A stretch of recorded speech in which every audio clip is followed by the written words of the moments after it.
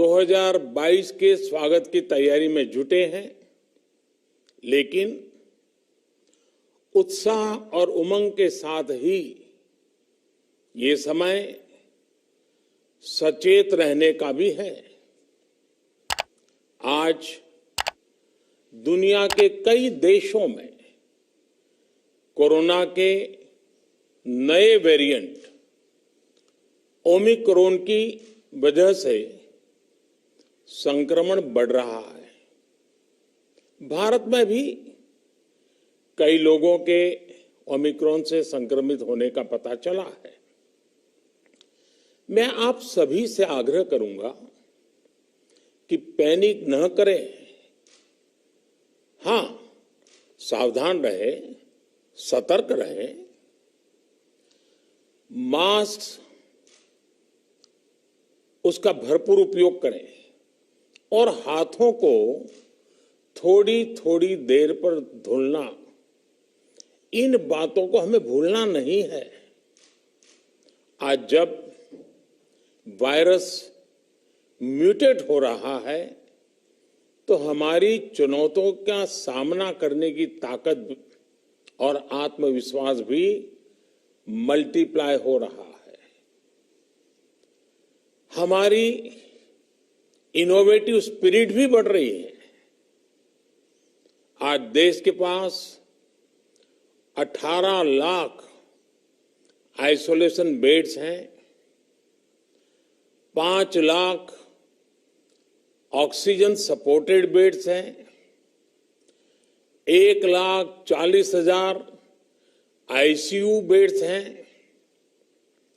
ICU और non ICU beds को मिला दें तो 90,000 बेड्स विशेष तौर पर बच्चों के लिए भी हैं। आज देश में 3,000 से ज्यादा पीएसए ऑक्सीजन प्लांट्स काम कर रहे हैं।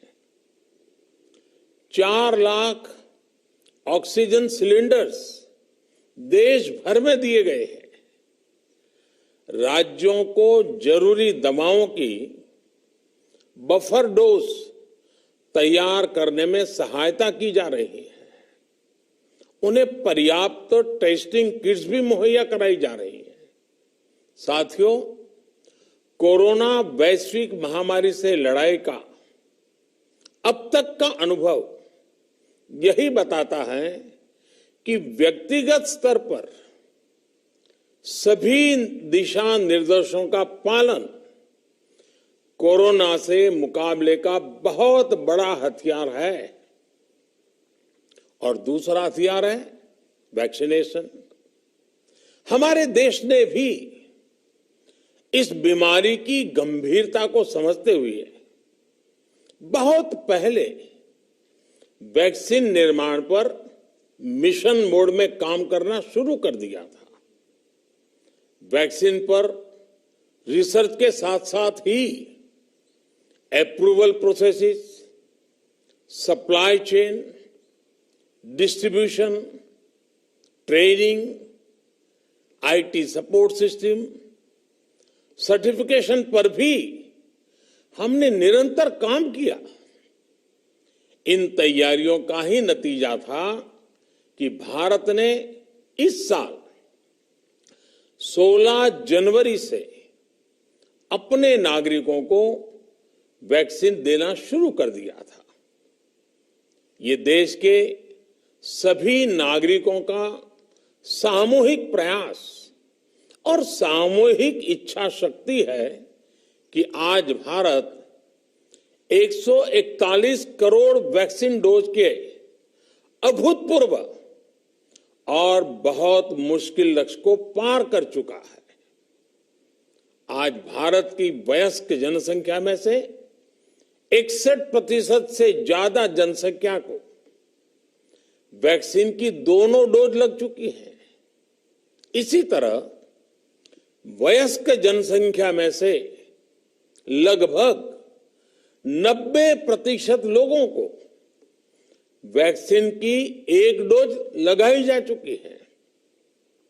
आज हर भारतवासी इस बात पर गर्व करेगा कि हमने दुनिया का सबसे बड़ा, सबसे विस्तारित और कठिन भौगोलिक स्थितियों के बीच इतना सुरक्षित वैक्सीनेशन अभियान चलाया।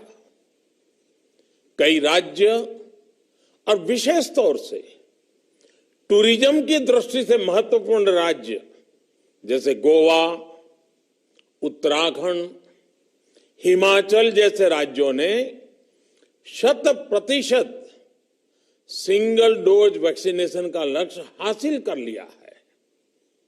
आज देश के दूर सुदूर गांवों में जब 100% वैक्सीनेशन की खबरें आती हैं तो मन को संतोष होता है।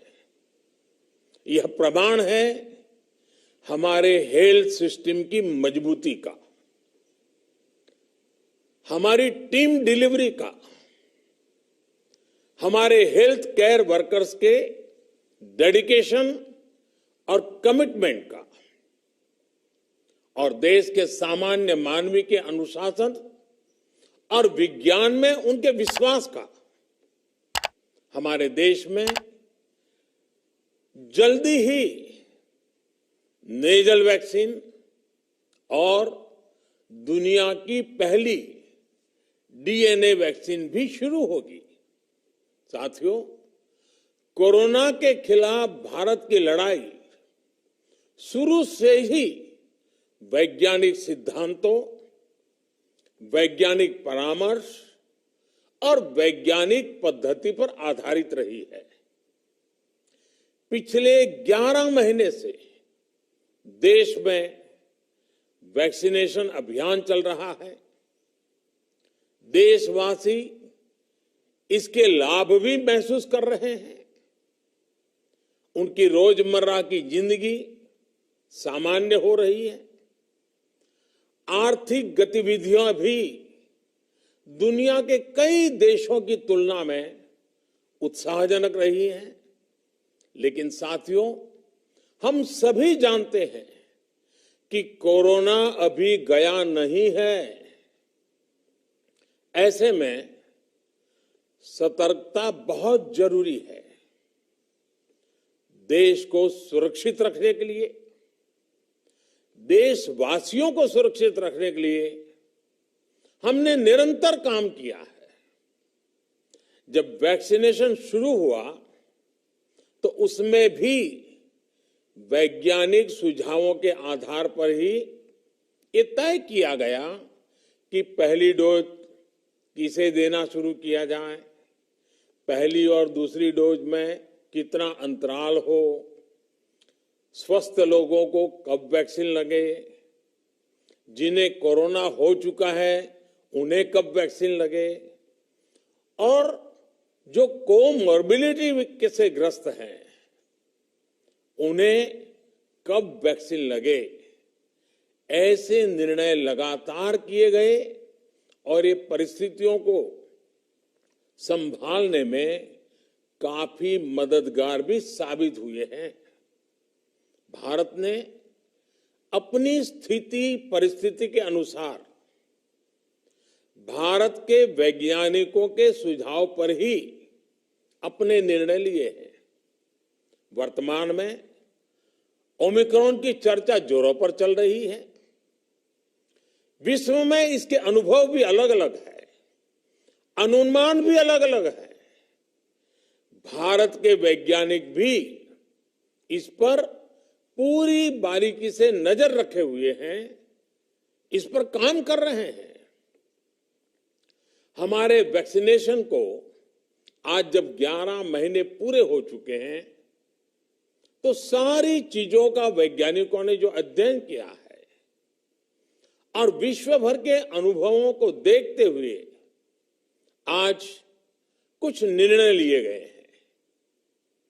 आज अटल जी का जन्मदिन भी है, क्रिसमस का त्योहार भी है, तो मुझे लगा कि इस निर्णय को आप सबके साथ साझा करना चाहिए।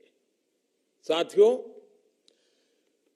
15 साल से 18 साल की आयु के बीच के जो बच्चे हैं, अब उनके लिए देश में वैक्सीनेशन प्रारंभ होगा।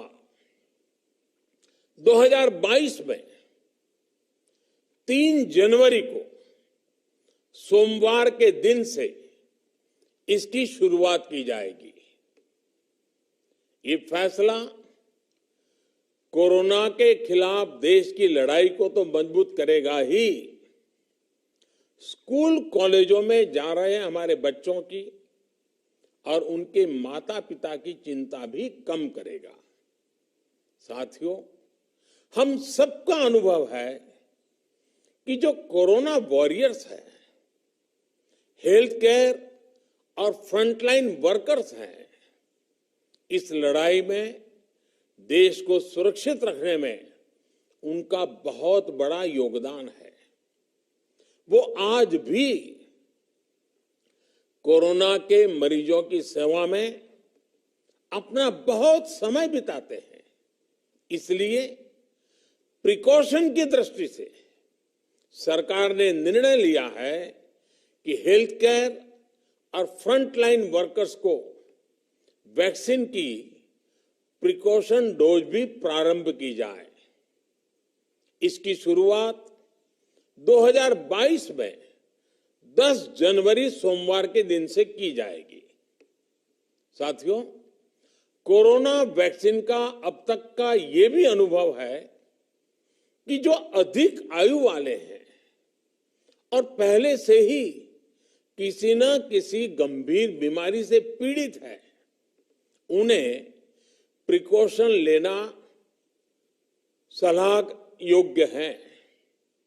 इसको ध्यान में रखते हुए 60 वर्ष से ऊपर की आयु के कोमॉर्बिडिटी वाले नागरिकों को उनके डॉक्टर की सलाह पर वैक्सीन की प्रिकॉशन डोज का विकल्प उनके लिए उपलब्ध होगा।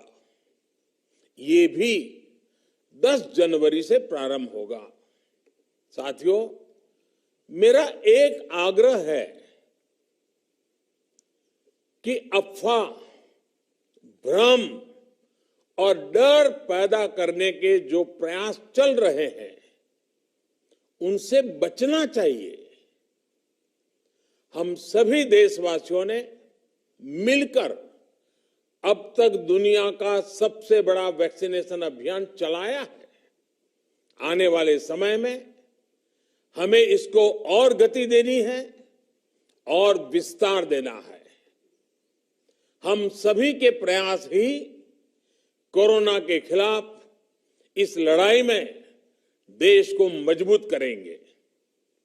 आप सबका बहुत बहुत धन्यवाद।